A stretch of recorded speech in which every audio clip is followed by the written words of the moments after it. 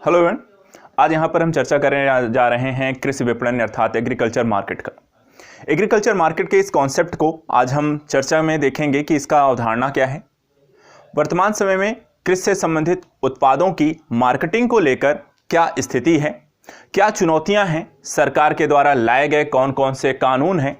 जैसे कि वर्तमान समय अगर हम देखें, सरकार के द्वारा 3 कानून लेकर आए गए हैं, 3 कह सकते हैं अधिनियम यहाँ पर प्रस्तुत किए गए। किसानों के द्वारा इन अधिनियमों को वापस लेने की भी बात की जा रही है। इन अधिनियमों को लेकर क्या विवाद की एक स्थिति है उसको भी समझेंगे। साथ ही देखेंगे कि इनका कृषि विपणन से क्या लेना देना है, क्या ये एग्रीकल्चरल मार्केट से संबंधित जो प्रोडक्ट है एग्रीकल्चर का उसके मार्केटिंग को लेकर वो कितने उपयोगी हो सकते हैं। तो आज यहाँ पर एक समग्र अध्ययन के अंतर्गत एक कॉन्सेप्ट है कृषि विपणन एग्रीकल्चर मार्केट। इसको समझने के और डिटेल से देखेंगे। आप सभी इसे अच्छे से पढ़ लीजिए, इससे रिलेटेड कई बार मेंस में क्वेश्चन आए हुए हैं। हाल फिलहाल जिस तरीके की गतिविधियां देखी जा रही हैं एग्रीकल्चर को लेकर, जिस तरीके से वहां पर सरकार के द्वारा नए नए प्रयोग किए जा रहे हैं, नए नए योजनाएं बनाई जा रही हैं, और इसके अतिरिक्त सरकार ने जो नए अधिनियम लेकर आए हैं उसको लेकर जो विवाद की स्थिति है, तो हो सकता है यहाँ पर मेंस में या प्री में आपके एग्जाम में इस तरीके के क्वेश्चन पूछे जाएं जो कृषि से संबंधित हों, कृषि के विपणन से संबंधित हों या अन्य किसी प्रोस्पेक्ट से। तो चलिए प्रारंभ करते हैं आज की अपनी एक विषय वस्तु को। इसमें देखिए, सबसे पहले हम यहाँ पर देखेंगे, इसकी अवधारणा को समझने की कोशिश करते हैं। और इसमें सबसे पहले जो अवधारणा है कि कृषि विपणन क्या होता है, तो एग्रीकल्चर मार्केटिंग क्या होता है। मार्केटिंग होता है जब आप किसी वस्तु के उत्पाद को बेचने को लेकर एक रणनीति बनाते हैं। वहां पर किसी उत्पाद को आप तब बेच सकते हैं जब वो तैयार हो, और तैयार करने से पहले अलग अलग चरण होते हैं। एग्रीकल्चर से संबंधित कुछ इनपुट्स होते हैं। इनपुट्स के अंतर्गत हम चर्चा करते हैं किसी एक फसल को तैयार करने को लेकर हम वहां पर सीड्स अर्थात बीज, फिर उसके बाद उसके एरीगेशन, सिंचाई, जुताई, कटाई, और उसके बाद उसको उत्पादों के लेकर हम मार्केट में लेकर आते हैं जहां पे मंडियां होंगी। उनके मूल्य तय किए जाते हैं सरकार के द्वारा एमएसपी घोषित इत्यादि करके। मार्केट को लेकर आपको जो कैसे मंडियां हैं या मार्केट है वो आपको ऑफलाइन अर्थात कह सकते हैं कि संस्थागत भी होती हैं और साथ साथ डिजिटलीकृत भी हैं। संस्थागत की बात करें जैसे एपीएमसी मंडियां हैं, ऑनलाइन की बात करें, डिजिटल की बात करें तो ई नैम मार्केट है। तो यहां पर इस पूरी प्रक्रिया की स्थितियों को ही हम कृषि विपणन के अंतर्गत देखते हैं। साधारणतः अगर आप इसे देखें तो कृषि विपणन से तात्पर्य कृषि उत्पादों को खेत से उपभोक्ता की थाली तक पहुंचाना, इससे संबंधित योजनाओं का निर्माण करना, जिसमें कृषि, जुताई, भंडारण, कृषि व खाद्य प्रसंस्करण, प्रचार प्रसार इत्यादि सम्मिलित है। तो देखिए, कृषि विपणन मूलतः क्या है, खेत में जो आप कहते हैं कृषिगत उत्पाद हैं, जो जुताई से जो बीज आप डालते हैं वहां से लेकर के उसको फाइनली आपके प्रचार के माध्यम से एट द लास्ट किसी उपभोक्ता की थाली तक पहुंचाने का कार्य, पूरा की हर एक सिस्टम, इसके अंतर्गत आने वाली हर एक प्रक्रिया कृषि विपणन के अंतर्गत आती है। अगर हम इसमें एक चीज और देखते हैं, यद्यपि इसमें अगर हम देखें तो किसानों के समक्ष कृषि विपणन को लेकर कई सारी जानकारियों का भी अभाव होता है, लेकिन सरकार के द्वारा इन समस्याओं के निदान करने के लिए कुछ उपाय किए गए कि किस तरीके से हम इन समस्याओं को दूर कर सकते हैं। अभाव क्या है? अच्छे किस्म के बीजों की जानकारी किसानों के समक्ष नहीं होती है। कई बार सरकार के द्वारा लाई गई योजनाओं के बारे में मालूमात नहीं होता है। सरकार किस तरीके के, किस स्तर के किसानों को क्या लाभ दे रही है उसकी कोई जानकारी नहीं होती है। तो इस तरीके की साथ ही साथ कृषिगत जो उत्पाद जिसकी वो खेती कर रहे हैं उसको लेकर मार्केट में उसका मूल्य क्या होगा, न्यूनतम समर्थन मूल्य सरकार द्वारा घोषित किया जाता है, तो सभी किसानों को इसके बारे में भी जानकारी नहीं होती है। ऐसी स्थिति में हम यहाँ पर सरकार के द्वारा किए गए प्रयासों की चर्चा करना जरूरी है कि सरकार ने अब तक कृषि विपणन या एग्रीकल्चर मार्केट्स को न सिर्फ भारत के अंदर बल्कि वैश्विक स्तर पर उनकी मार्केटिंग को लेकर क्या रणनीति अपनाई है। तो देखिए, सबसे पहले किसानों को एक उचित मूल्य प्राप्त हो सके ताकि वहां पर लगातार कृषि उत्पादों की कृषि होती रहे, इसलिए सरकार एक मूल्य घोषित करती है जिसे कहा जाता है न्यूनतम समर्थन मूल्य। इसका तात्पर्य होता है कि सरकार कम से कम इतने मूल्य पर यहां पर किसानों से जो उत्पाद है उस पर खरीदेगा। मान लीजिए अगर गेहूं का जो उत्पाद है वहां पर उन्होंने बोल दिया 1800 रुपए पर कुंटल है, तो इतने पर वो आपसे किसानों से अर्थात कि गेहूं को खरीदेंगे। तो कम से कम एक सुनिश्चित हो जाए, चलिए 1800 यहां पे सरकार खरीदेगी, कोई प्रॉब्लम नहीं है। दूसरा है, अब अगर किसानों को कृषि उत्पाद जो है, गेहूं है, चावल है, सब्जियां हैं, फल हैं, जो भी है, वो अगर वो उत्पादित करते हैं तो उनको बेचने के लिए मार्केट चाहिए जहां पर लोग आकर उनसे खरीद सके, चाहे वो व्यापारी हो, चाहे आम जन, चाहे कोई भी हो, चाहे छोटा व्यापारी हो या बड़ा व्यापारी हो। तो उसके लिए आपको पर्टिकुलर कोई मार्केट चाहिए होगी। सरकार ने इसके लिए एपीएमसी, यहाँ पर जिसको हम कहते हैं कृषि उत्पाद बेचने के लिए एपीएमसी मंडियों की यहाँ पर स्थापना की, ताकि किसानों को वहाँ पर एक मार्केट मिल सके जहाँ पर व्यापारी भी आ सके, किसान भी, अब उपभोक्ता, अर्थात कह सकते हैं कि खरीदार और बेचने वाले दोनों को एक स्थान प्रोवाइड कराना, ताकि वहाँ पर वो मोल भाव कर सकें और उत्पादों को खरीदा और बेचा जा सके। इसके बाद तीसरी चीज लेकर आए कि खाद्य प्रसंस्करण नीति को भारत सरकार के द्वारा बढ़ावा दिया गया। खाद्य प्रसंस्करण नीति का तात्पर्य है कि जो आपके प्राथमिक उत्पाद हैं, उन प्राथमिक उत्पादों को मशीनीकृत व्यवस्था के माध्यम से वो द्वितीयक उत्पादों में परिवर्तित करते हैं, उनकी पैकेजिंग करते हैं, उनकी मार्केटिंग करते हैं, अर्थात प्रचार प्रसार करते हैं, एडवर्टाइज करते हैं और उसको उपभोक्ता तक पहुंचाते हैं। एग्जाम्पल के रूप में आप देख सकते हैं, जैसे कि आप जैम है, ठीक है, यूज़ करते हैं, वो क्या है, फलों से बनी हुई चीज़ें हैं, ठीक है। आपको बाकी बिस्किट्स हैं, नमकीन है, वो सब क्या है, किसानों के द्वारा उत्पादित जो हैं प्राथमिक उत्पादों से बनते हैं। तो इस तरीके से खाद्य प्रसंस्करण नीति को यहाँ पर सरकार के द्वारा बढ़ावा दिया गया, जिसके अंतर्गत यहाँ पर फूड प्रोसेसिंग जो होती है इंडस्ट्री को बढ़ाया गया, फूड प्रोसेसिंग पार्क बनाए गए और वहाँ पर साथ ही साथ इस उद्योग को बढ़ावा देने के लिए सरकार द्वारा काफ़ी सारी रियायतें और ऋण की व्यवस्था की गई। नाबार्ड के द्वारा कृषि ऋण की उपलब्धता, व्यापार व निवेश को हेतु कृषि लगातार फलती फूलती रहे। किसान जो भी बीज, सिंचाई संबंधी साधन, चाहे आपको या फिर जुताई के लिए ट्रैक्टर खरीदना हो, पाइपलाइन है, ट्यूबवेल है, सभी के लिए क्या है, ऋण, आपको निवेश चाहिए, पैसा चाहिए। तो पैसा वहां पर किसानों को उपलब्ध कराने के लिए सरकार के द्वारा नाबार्ड एक बड़ी संस्था है जिसके माध्यम से कृषि ऋण की व्यवस्था कराई जाती है। इसके अतिरिक्त जो आपके बैंक हैं उनको भी प्राइमरी सेक्टर लेंडिंग के तहत वहां पर प्राथमिक कृषि उत्पादों को और उससे संबंधित चीज़ों के लिए वहां पर सरकार, या कह सकते हैं कि रिजर्व बैंक ऑफ इंडिया जो है, वहां पे एक नियम बना रखी है कि आपको अपने प्राइमरी सेक्टर लेंडिंग के तहत यहाँ पे कृषि और उससे संबंधित चीज़ों के लिए आपको वहां पर ऋण देना ही देना है। इसके अतिरिक्त अगर हम बात करें तो सरकार ने वैश्विक बाजार की उपलब्धता की सुनिश्चित करने हेतु, अर्थात भारतीय उत्पादों को एक वैश्विक पहुंच मिल सके, इसके लिए भी कई कार्य किए। इसके अंतर्गत अगर हम देखें तो यहां पर खुदरा बाजार, उपयुक्त संचार, अंतर्राष्ट्रीय स्तर की पैकेजिंग का विकास इत्यादि को सरकार के द्वारा प्रोत्साहन दिया गया।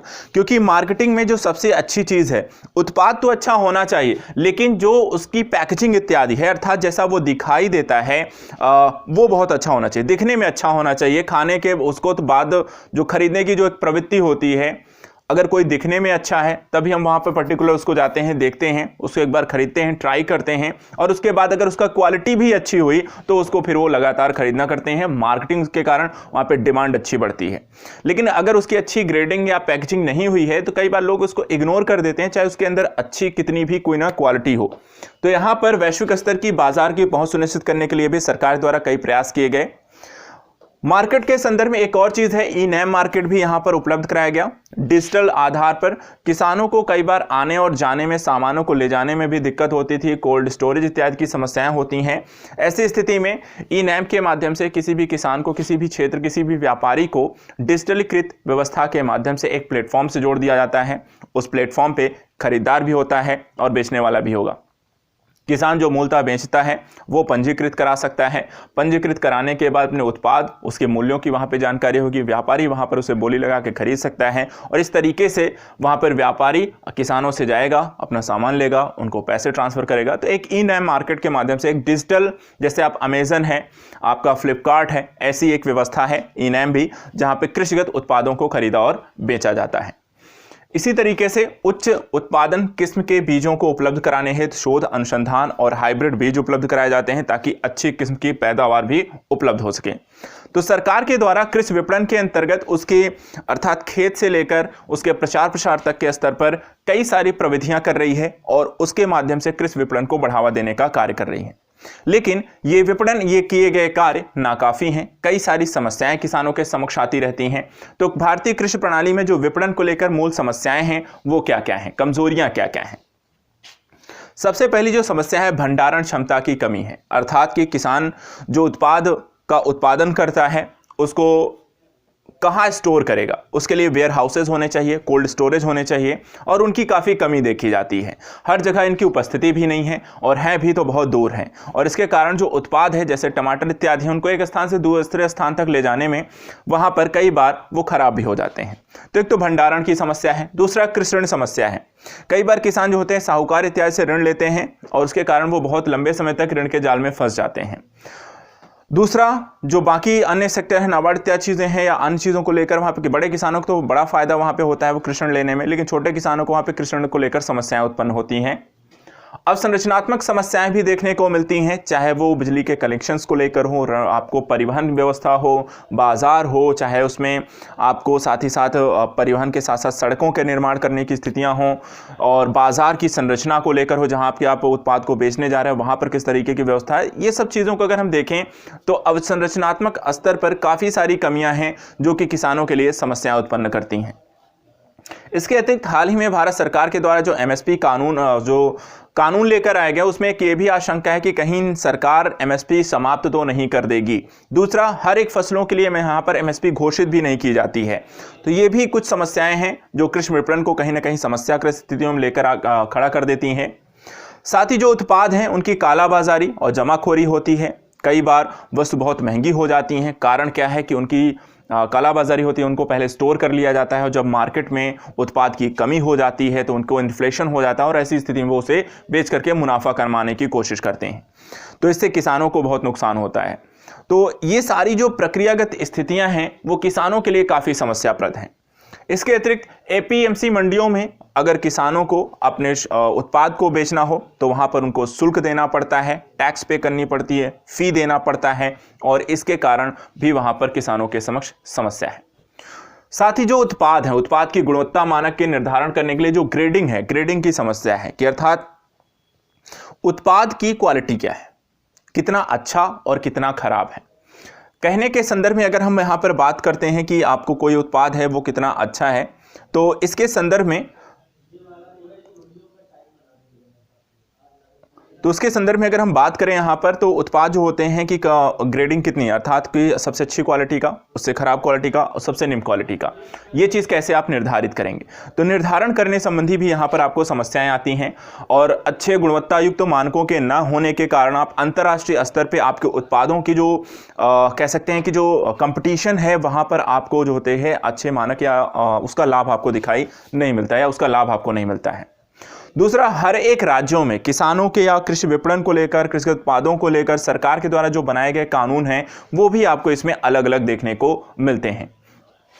साथ ही किसानों में भी कहीं ना कहीं जागरूकता की कमी है। यदि सरकार के द्वारा किसानों की हेल्प करने के लिए कोई व्यवस्था लेकर लागू की गई है, कोई या फिर कह सकते हैं कि योजना लेकर आई गई है, या कोई कृषि ऋण सहायता इत्यादि दी जा रही है, और या फिर कोई अच्छे किस्म के बीज लेकर आई गई है, तो इससे संबंधित एक जानकारी का अभाव या जागरूकता की कमी भी किसानों के लिए कृषि विपणन, मार्केटिंग, जुताई, हर चीज़ को लेकर एक समस्या खड़ी करती है। तो ऐसा नहीं है कि पर्टिकुलर कृषि विपणन को लेकर कोई एक प्रकार की समस्या है, अलग अलग स्तर की और कई लेवल पे यहाँ पे आपको समस्याएं देखने को मिलती हैं। तो एक क्वेश्चन आता है, तो सरकार फिर करे क्या? क्या सरकार कुछ और भी कर सकती है? क्या सरकार को इस प्रकार की व्यवस्था लेकर आ सकती है जिससे ये समस्याएं भी समाप्त हो जाएं, किसानों को मुनाफा भी हो, एग्रीकल्चर मार्केटिंग को एक अच्छा अवसर मिले, किसानों की आय को जो दोगुना करने का लक्ष्य है वो भी प्राप्त किया जा सके? तो सरकार ने इसको लेकर समय समय पर कई सारी यहाँ पर कानूनों को लेकर कह सकते हैं परिवर्तन किए, संशोधन किए, और नए कानून भी लेकर आए। ये कानून इसलिए लेकर आए ताकि वहाँ पर जो समस्याएं अभी हमने देखी उनको समाप्त किया जा सके, जहाँ पे कमी है या फिर जो भी कह सकते हैं कि भ्रष्टाचार है उसको कम कैसे कर सकते हैं, किसानों को हम ज़्यादा फ़ायदा कैसे पहुँचा सकते हैं। तो इन सारी चीज़ों को लेकर सरकार ने कुछ कानून बनाए। कानूनों में एक कानून उन्होंने बनाए जो हैं वो आपके समक्ष हैं, जैसे कि आदर्श एपीएमसी अधिनियम 2003, मॉडल संविदा कृषि अधिनियम 2018, किसान उपज और व्यापार वाणिज्य अधिनियम 2020 और मूल्य आश्वासन और कृषि सेवाओं पर किसान सशक्तिकरण संरक्षण 2020। इनके बारे में एक एक करके देख लेते हैं, इनकी विशेषताएं क्या हैं। जैसे कि कानून लेकर आया गया आदर्श एपीएमसी अधिनियम 2003। एपीएमसी जो है, मंडियों के बारे में हम जानते हैं, एक अच्छी मंडी व्यवस्था लागू करना, एक मार्केट उपलब्ध कराना, एक बाजार उपलब्ध कराना जहां पर खरीदारों को और किसानों को दोनों को फायदा हो। यहां पर इस अधिनियम के द्वारा किसान उत्पादों के पंजीकरण, उनके विक्रय हेतु बाजार और मंडियों की समुचित व्यवस्था करना था, ताकि एक सरल व्यवस्था के अंतर्गत उत्पादों को खरीदा और बेचा जा सके। दूसरा एक कानून लेकर आया गया, मॉडल संविदा कृषि अधिनियम 2018। इसके माध्यम से कृषि उत्पाद के उत्पादन के पूर्व, उत्पादन के समय और उत्पादन के पश्चात एक संपूर्ण मूल्य श्रृंखला को शामिल करना था कि कोई भी उत्पाद उत्पादित होने से पूर्व उसका मूल्य क्या हो सकता है। कॉन्ट्रैक्ट यहां पर दो लोगों के मध्य, जो उगाने वाला है और जो खरीदने वाला है, वहां पर मूल्यों का निर्धारण कर सकते हैं। मूल्यों का निर्धारण कर सकते हैं कि आपके कृषि उत्पाद उत्पादित होने से पूर्व जिसको खरीदना है वो कह सकता है मैं इतने पर आपके फसल को खरीद लूंगा, या फिर जब किसान उत्पादन कर रहा हो, जिस तरह की फसल उत्पन्न हो रही है उसके आधार पर कह सकता है कि आपकी फसल को हम इतने पे खरीद लेंगे। और या फिर किसान उत्पादन पूरा कर चुका हो, फसल की कटाई हो चुकी हो और उसके बाद व्यापारी वहां पर आके कॉन्ट्रैक्ट साइन करे कि मुझे आपकी जो फसल है मैं इतने पे खरीदना चाहता हूं। तो यहां पर एक मूल्य श्रृंखला है जो कि निर्धारित हो सकती है उत्पादन के पूर्व, उत्पादन के समय और उत्पादन के पश्चात संविदा मॉडल कानून के तहत। साथ ही इस कानून की बहुत अच्छी विशेषता यह थी कि फसल में जो नुकसान हो जाता था, ठीक है, तो यहां पे फसल और पशुओं को लेकर यहां पे पशुधन बीमा और फसल बीमा भी प्रोवाइड कराया जाता है। यदि किसानों को किसी भी प्रकार का नुकसान होता है तो इस बीमा के माध्यम से उनको भरपाई होती है। तो जैसे कि होता है कि मौसम खराब होने के कारण फसल खराब हो गई, बहुत ज्यादा बाढ़ आ गई या फिर आपको बरसात हो गई, पाला पड़ गया, तो उसके कारण जो फसलें खराब होती हैं उनको भी यहां पर बीमा मिल जाता है।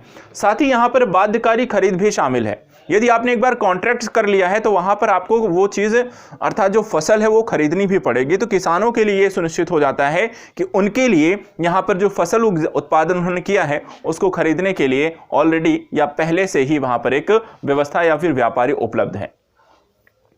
इसके बाद अगला एक कानून आता है जिसे आप कहते हैं किसान उपज व्यापार और वाणिज्य अधिनियम 2020। ये 3 कानून अभी हाल ही में सरकार के द्वारा लाए गए और इन्हीं तीनों को लेकर किसानों के द्वारा काफी बड़े स्तर पर विरोध किया जा रहा है। हम यहां पर कृषि विपणन को लेकर इसको देख लेते हैं कि क्या कृषि विपणन को बढ़ाने के लिए फायदेमंद है। तो मार्केटिंग के संदर्भ में यदि देखें तो सबसे पहली चीज जो एपीएमसी मंडियां होती थी जहां पर किसानों को शुल्क या टैक्स या फी देनी पड़ती थी, यहां पर इस कानून के माध्यम से एपीएमसी परिसर के अतिरिक्त आपको उपभोक्ता मार्केट्स बनाए जाएंगे, सब यार्ड्स बनाए जाएंगे, कलेक्शन सेंटर बनाए जाएंगे, वेयर हाउस और कोल्ड स्टोरेज के माध्यम से भी व्यापार की यहां पर अनुमति दे दी गई। अर्थात कि कृषि उत्पादों को बेचने को लेकर आपको जो अभी तक एपीएमसी मंडियों में ही आप अपने उत्पादों को बेच सकते थे, उसके अतिरिक्त भी आपको कई सारे सेंटर और बाजार बना के दिए जा रहे हैं और वहां पर बिना किसी फीस और शुल्क के आपको यहां पर अपने उत्पादों की बेच और खरीद सकते हैं। तो एक तरीके से जो समस्या थी उसको सॉल्व करने की कोशिश की गई। इलेक्ट्रॉनिक ट्रेडिंग की भी यहां पे अनुमति दी गई है। ऐसा नहीं कि आप इन पर्टिकुलर सेंटर्स पर ही जाके अपने उत्पादों को बेचेंगे, आप घर बैठे भी इलेक्ट्रॉनिक इनाम जैसे मार्केट्स के माध्यम से पंजीकृत करके अपने उत्पादों को बेच सकते हैं। इसके अतिरिक्त दूसरा एक कानून लेकर आया गया, मूल्य आश्वासन और कृषि सेवाओं पर किसान सशक्तिकरण संरक्षण 2020।